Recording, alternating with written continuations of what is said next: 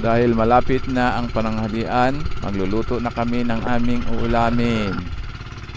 Ganito pala kami mag-ihaw ng ulam namin ng isda dito sa gitna ng laot. Gumagamit kami ng lata at ilalagay sa tambutso ng makina para maihaw ang isda.